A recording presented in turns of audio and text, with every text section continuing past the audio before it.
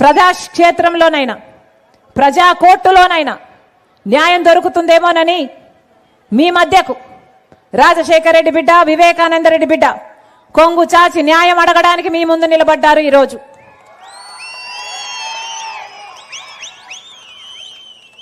5 సంవత్సరాలుగా ఎంత పోరాటం చేసినా న్యాయం దొరకలేదు.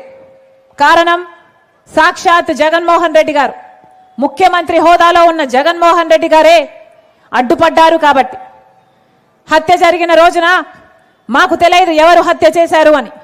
ఆ రోజే తెలిస్తే ఆ రోజే చెప్పేవాళ్ళం, కానీ మాకు తెలియలేదు. అందుకు నిజమే, మేము అవినాష్ రెడ్డి గారి కోసం ప్రచారం కూడా చేశాం. కానీ 5 సంవత్సరాలు అయిపోయింది. ఈ కాలంలో సిబిఐ ఎంక్వైరీలో తేలిన విషయం ఎంపీ అవినాష్ రెడ్డి గారి హస్తం వివేకానంద రెడ్డి గారి హత్య కేసులో ఉంది అని నిందితుడిగా, అక్యూజ్డ్గా సాక్ష్యాలతో, ఆధారాలతో, రుజువులతో ఈరోజు సిబిఐ చెప్తున్న మాట. ఫోన్ కాల్ రికార్డ్స్ ఉన్నాయి, Google takeout maps location pin points ఉన్నాయి, డబ్బులు చేతులు మారాయి, అన్ని సాక్ష్యాలు ఆధారాలు చూపిస్తుంది సిబిఐ. ఇన్ని సాక్ష్యాలు ఆధారాలు ఉన్నా కూడా ఈ రోజుటి వరకు ఒక్క వెంట్రుక కూడా పిక్కోలేకపోయింది సిబిఐ అవినాష్ రెడ్డి గారు. ఎందుకని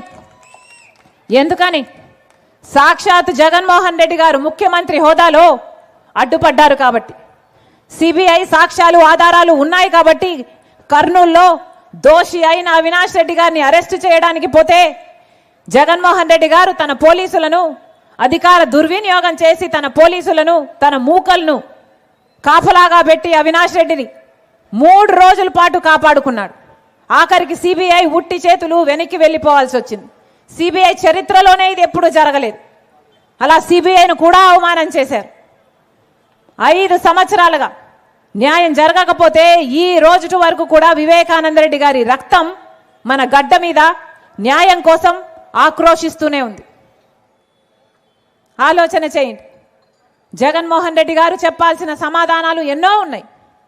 వివేకానంద రెడ్డి గారి హత్య అంత క్రూరంగా, ఘోరంగా జరిగితే 7 సార్లు గొడ్డలితో ఆయన తల మీద వేట్లు వేసి నరికి చంపితే, మెదడు కూడా బయటికి వస్తే, ఇల్లంతా రక్తపాతమైతే సాక్షి ఛానల్లో మాత్రం హార్ట్ అటాక్ అని చెప్పారు.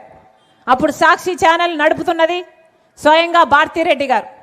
మరి అలా ఎందుకు చెప్పారు అని ఈ రోజు వరకు కూడా సమాధానం చెప్పలేదు జగన్మోహన్ రెడ్డి గారు. హత్య జరిగిన రోజు వివేకానంద రెడ్డి గారు కేసు మీద సిబిఐ ఎంక్వైరీ కావాలని కోరిన జగన్మోహన్ రెడ్డి గారు, ఆ తర్వాత సిబిఐ ఎంక్వైరీ, ముఖ్యమంత్రి అయిన తర్వాత సిబిఐ ఎంక్వైరీ అవసరం లేదన్నాడు జగన్మోహన్ రెడ్డి గారు. అలా ఎందుకన్నాడో ఇంతవరకు సమాధానం చెప్పలేదు జగన్మోహన్ రెడ్డి గారు. మీకు దాచుకోవడానికి ఏమీ లేకపోతే, భయపడడానికి ఏమీ లేకపోతే, ఎవరు ఎంక్వైరీలు చేసుకుంటే మీకేమి, కడిగిన ముత్యంలా మీరు బయటకు వస్తారు అన్న నమ్మకం మీకుంటే సిబిఐ ఎంక్వైరీ ఇవ్వడానికి మీకు అభ్యంతరమేమి? ఈ రోజు వరకు సమాధానం చెప్పలేదు జగన్మోహన్ రెడ్డి గారు. ఈ రోజు వరకు చిన్నపిల్లాడు అని వెనకేసుకొస్తున్నారు తప్ప ఈ రోజు వరకు అడిగిన ప్రశ్నలకు సమాధానం చెప్పలేకుండా ఉన్నారు. ఎందుకని అని అడుగుతున్నాం. అవినాష్ రెడ్డి గారిని అంతగా కాపాడాల్సిన అవసరము ముఖ్యమంత్రి జగన్మోహన్ రెడ్డి గారికి ఏముంది అని అడుగుతున్నాం. ఈరోజు చెల్లెలు ఒకవైపు ఉన్నారు, భార్య బంధువులు ఇంకోవైపు ఉన్నారు. చెల్లెళ్ళ కంటే ఎక్కువయ్యారా? వివేకానంద రెడ్డి గారి కంటే ఎక్కువయ్యారా?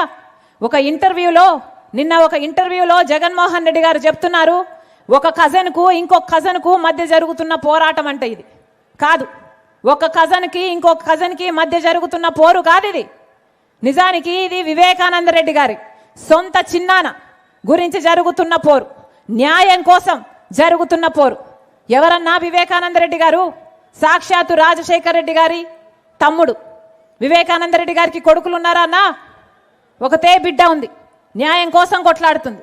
మరి వివేకానంద రెడ్డి గారికి కొడుకులు లేనప్పుడు రాజశేఖర రెడ్డి గారి కొడుకు వివేకానంద రెడ్డి గారికి కొడుకు కాడా? ఆ బాధ్యత లేదా జగన్మోహన్ రెడ్డి గారికి? అలా వ్యవహరిస్తున్నాడా జగన్మోహన్ రెడ్డి గారు? తండ్రి తర్వాత తండ్రి అంటుంది వాడు చిన్నానా అంటారే, మరి అలాంటి చిన్నానా